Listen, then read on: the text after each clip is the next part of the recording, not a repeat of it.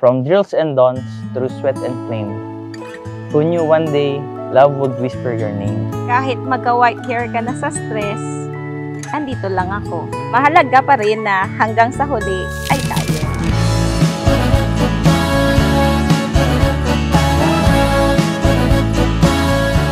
Congratulations! Or babies to ka.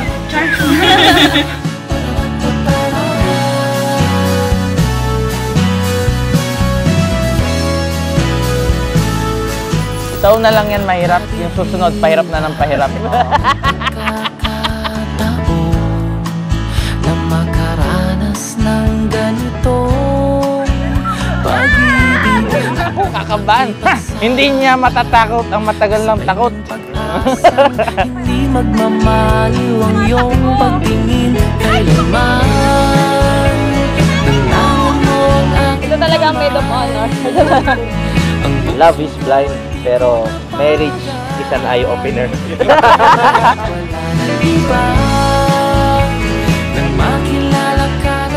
Sana hindi mo mapanood to. Hey, comfort! We love pain!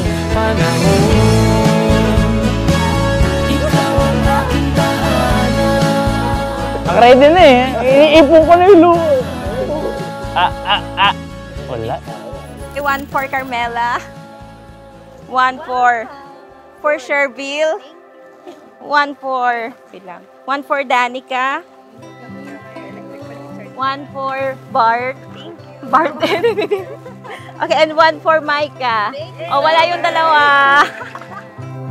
I've seen the stars on the ocean.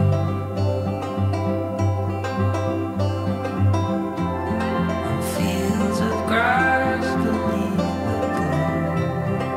Yan. Yes, ayun na yan. Legit na massage yun. Legit na massage yan, ha? Hindi kailangan ng lubricant yan. Ayun, yan. Yan, yan. Para laging STD. STD lang. STD.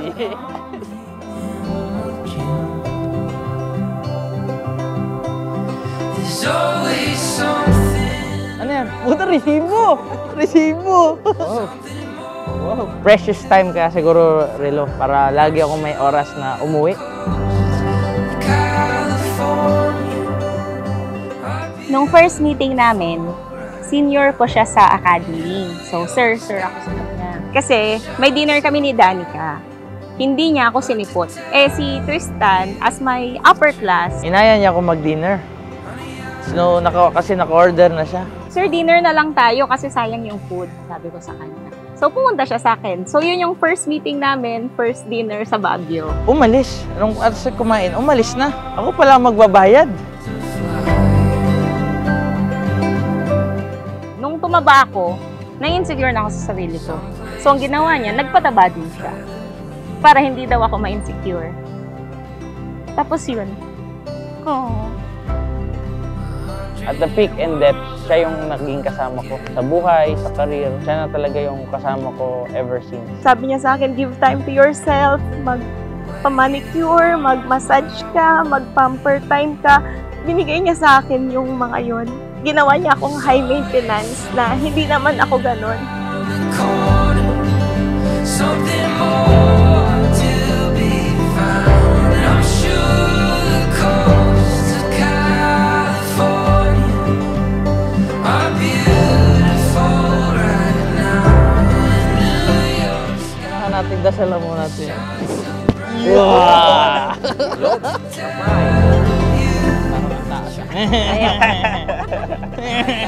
Anthem Ace!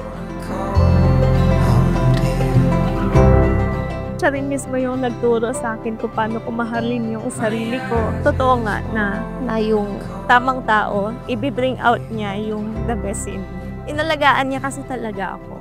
Hindi siya mayaman, pero hindi niya ako hinayaan na maghirap. Ang kapatasin! Nagalagi ako!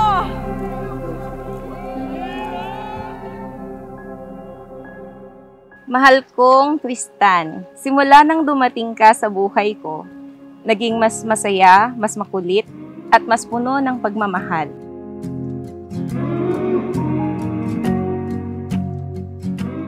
we had been blessed with a son. By then, I saw talaga na maganda yung combination ng genes namin.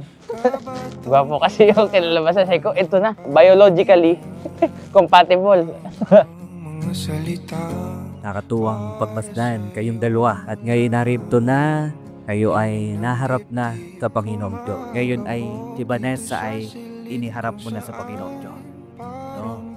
Palakpakan po natin si Tristan Alan sapagkat hindi lahat ng lalaki ay may kakayanan na iharap ang kanyang minamahal sa Panginoong Diyos.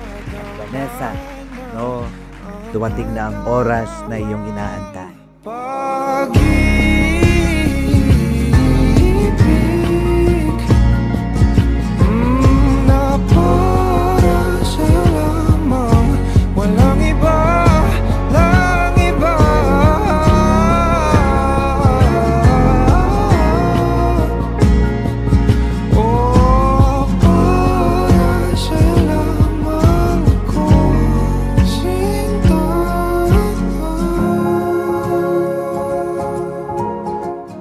With you, every day feels like I'm finally home from duty. See you later and for a lifetime. 2019, binigay mo sa akin ang mini ring mo with Mrs. Manzanal. Ngayon, officially, sa harap ng Diyos, pamilya, barkada, ako na ang forever mong kulitan.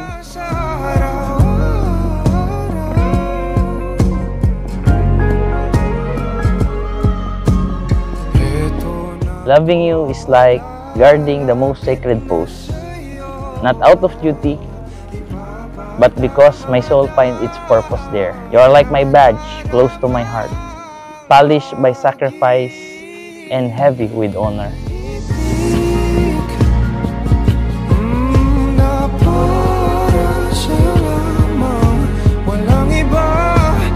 Without any reasons, without basta malaman mo lang talaga she's the one. Maging tapat, magmahalang kayong lagi, kahit mabigat ang pagsubok ng mag-asawa. Tandaan ninyo, ang laging uunahin ay ang iyong kabiyak.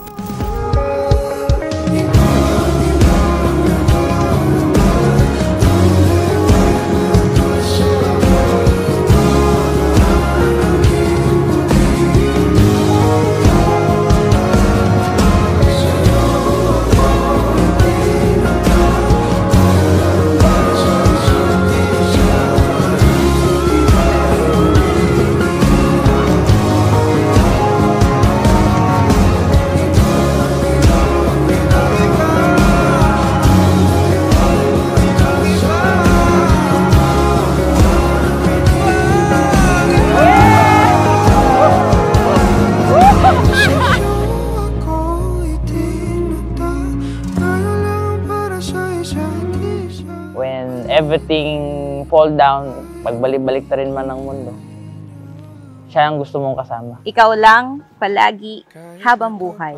Nagmamahal, Mrs. Vanessa T. Manzanal. Kahit nagkabato, sa'yo lang ako.